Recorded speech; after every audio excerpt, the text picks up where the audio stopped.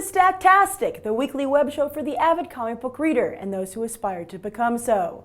This week's episode is going to be a little different because not only was I working all weekend at New York Comic Con, but as you can hear, I have a horrible cold.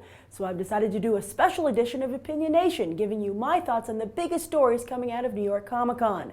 And I hope you'll share your own opinions in the comments down below. Let's get started.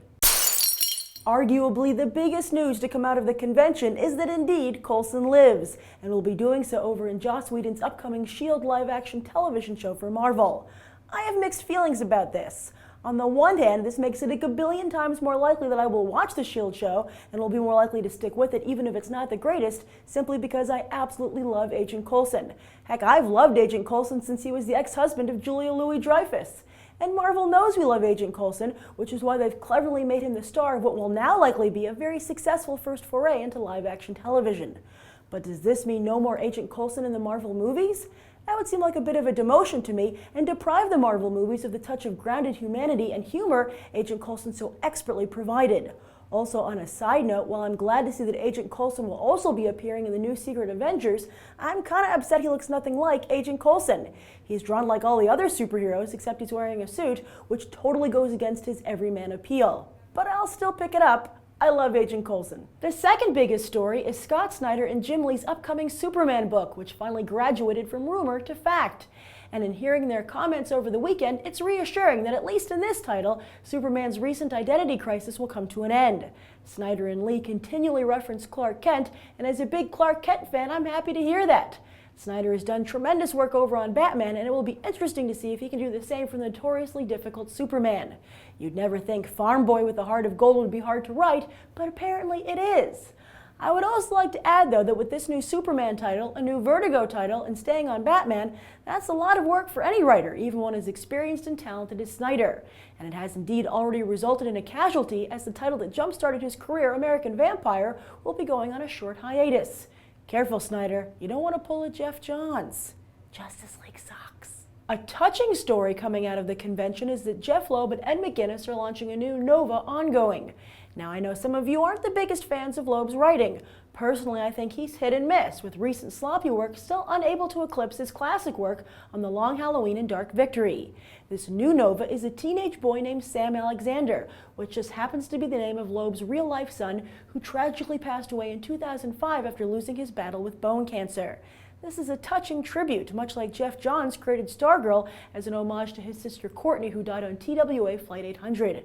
So with all my heart, I hope Loeb brings his Batman game to the table instead of his Wolverine game. Another big story is that Brian Michael Bendis and Steve McNiven are relaunching yet again Guardians of the Galaxy. That is an incredible matchup of talent that would pretty much sell any book, and shows how serious Marvel is about raising this team's profile before the upcoming movie. Speaking of the movie, that cover is practically a Hollywood casting call itself, with Peter Quill, aka Star-Lord, front and center looking all heartthrobby. Also, you might have noticed that Iron Man has joined the team for a tour of duty. Whether or not that's a smart move or a sign of desperation remains to be seen. But considering that Guardians of the Galaxy will be our entry point to Thanos, the big bad of Avengers 2, and features his adopted daughter Gamora, this is a movie and comic book to watch. A story which broke right before the convention is that yet another person will don the webs besides Peter Parker in the upcoming Superior Spider-Man. That's great and all, and I trust Dan Slott implicitly with Spidey, but I feel this was a really big missed opportunity to bring Miles Morales into the 616. Thanks to Spider-Man, we already know he's there, and it would make a lot more sense to see him as the new Spider-Man here as well, instead of having to get to know a whole new replacement. Plus, with Spider-Woman, Scarlet Spider, Venom, and Miles Morales over in the Ultimate Universe, just how big is the Spidey family going to get?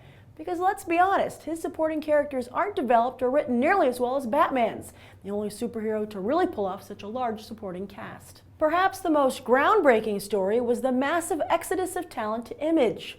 While in the past, Image has grown talent for the big two to harvest, now it appears that already established talent are eager to launch their own titles with the publisher. Matt Fraction, Jacques, Howard Chaykin, Andy Diggle, James Asmus, Kieran Gillen, and Paul Pope are all joining Image, with Jonathan Hickman planning to launch more books with them as well. Why? Well, I think it's for several reasons. First, the obvious. Who doesn't want to play with their own toys, especially as the big two offer less and less creative freedom to talent? Second, who wouldn't love to have a success like Brian K. Vaughan's Saga, which is selling as well as a Big Two book? And third, with Robert Kirkman's runaway success with The Walking Dead and studios actively looking for comic book properties, wouldn't you want to enter a horse in the Hollywood race? Who knows what this development will mean for the industry or its talent, but I'm pretty sure that we readers will be the big winners without a doubt. Finally, I'd like to take a moment to talk about my upcoming comic book Superbia. I was promoting it at New York Comic Con as the ongoing launches this November, so I wanted to take a moment to show you guys some of the upcoming artwork as well. Here are the variant covers for issue number 1, with covers by Stefan Rue, John Boy Myers, Carrie Randolph, no relation, and Phil Noto. And when issue number 1 comes out, you'll also be able to buy the trade paperback of the first miniseries for just $10. Also, if you're going to be at Long Beach Comic Con, you can get this special cover by Superbia's regular artist, Russell Donnerman. And if you come to my signing at Third Eye Comics on November 3rd in Annapolis, Maryland, you'll not only get the comic a week early, but you'll get a special cover by Jerry Gaylord, who will also be at the signing. And for updates and to talk about the comic with myself, Russell, and our editors at Boom, please like our new Facebook page. The link to it is in the video description. And here's a surprise look at some of the interiors for issue number 1. Be sure to pre-order Superbia number 1 at your local comic book store, as the last one was very hard to find and sold out, going to 3 printings. I really appreciated everyone who picked up the first miniseries, and I just want to make sure anyone who wants to read the ongoing can find it. Plus, there's always digital on Comixology. And that's this week's Stacktastic. I'm Grace Randolph for Think About the Ink. Hope to see you back on Friday when Between the Pages finally returns. Thanks for your patience. Until then, happy reading.